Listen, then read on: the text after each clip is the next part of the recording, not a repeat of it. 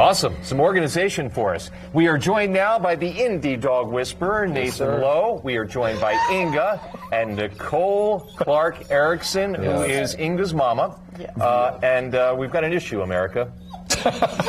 Inga whines. I don't know if y'all can hear her, but she's been doing it. That was like old school newsroom stuff right there. Well, that was really good. Inga's a whiner. Yeah. Yes. So you came to me about this. See how she said? There's a. Okay, so you came to me about this issue last week and said she won't quit whining, right? Yeah, you can hear her. Yeah, and she's demonstrating now. So I even brought some notes, and I'll even give them to you afterward. Thank you. You're welcome. So the first thing is most people reward whining by doing something the dog wants, giving them a treat, saying it's okay, pet, pet, treat, treat. The first thing is you got to cut off the rewards for doing that, or else she's training you. Oh, yeah, that sounds fun. So, and I'm guilty. Nathan just told me because I started petting her when she started whining, which was the wrong move. Is type of a reward as well, which keeps her, because then if you do this and then you stop, okay, I'm back to it. Right. So don't reward. That's the first thing. The second thing is learn to disconnect verbally and visually from her. So when you hold the dog's eyes, you're like, what? What do you want? Then right, they're going to accelerate more and more and more. So learn to just, I know it's hard. I know it's hard. She's been sitting here saying, I'm not looking at Inga, I'm not looking at Inga. It's because people view them like as if they're their children, right? And I understand that, but actually, this is an apex predator from Canis lupus. That's a senior, but you have to think of it as a dog. So when you bug your eyes out and say, you indicate to her something's up. That's, what's up, what's up, what's up? We just disconnect. The hardest thing for people to learn to calm their dog down, disconnect visually and verbally. Shh.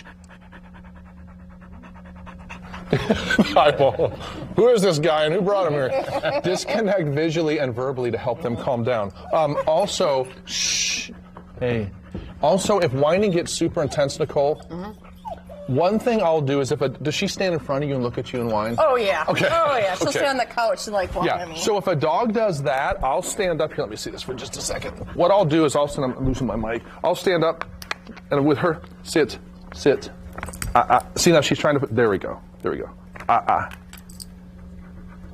Okay, so one thing is creating space for myself and giving her an order to back off. That was my fault. I touched her. George is undoing all my good work. Why am I even here? Okay, good thing it doesn't work. Good thing it reassures us. Well, she wasn't whining, so I thought it was okay to touch her, and then she... Well, and that's the thing is we have to leave them in the calm state for enough time for them to get used to that. Sometimes the dogs come and say, good girl, and then all over it. Yeah, exactly. So I'd say, Nicole, the hardest thing to learn, maybe we can do a follow-up on this and find out if some of this stuff is helping at home. The hardest thing to learn for her is, see, now I touched her, see? Yeah. Where are you going? Making a sandwich. I'm trying to get my close up here. Somewhere I can whine. So the hardest thing, Nicole, to learn is just try to ignore her. Oh, see you. Yeah. She's like, I am getting out of here. She's like, is this segment over? So the hardest thing to learn is just to disconnect. It's hard. I look at her. I know, but that's going to keep her ramped up, and now she has how many years of that? So work on disconnecting if she gets really elevated. What do you want?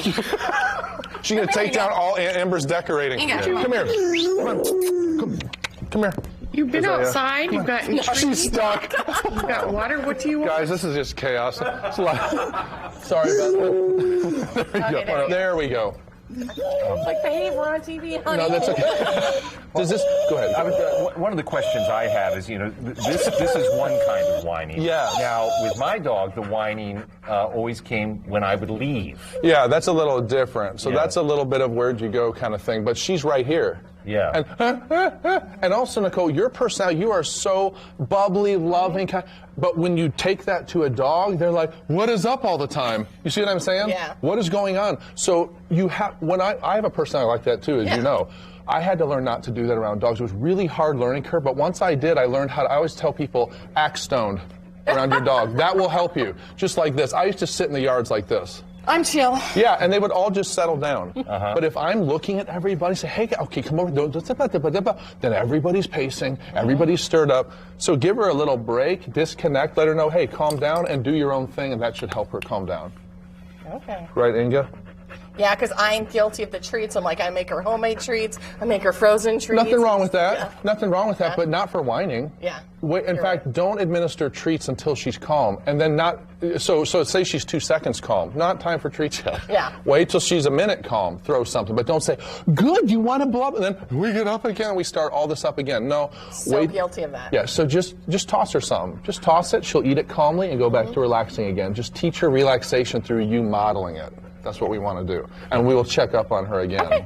And not for nothing, maybe we've had a momentary breakthrough here because nobody's whining, just panting. Except me.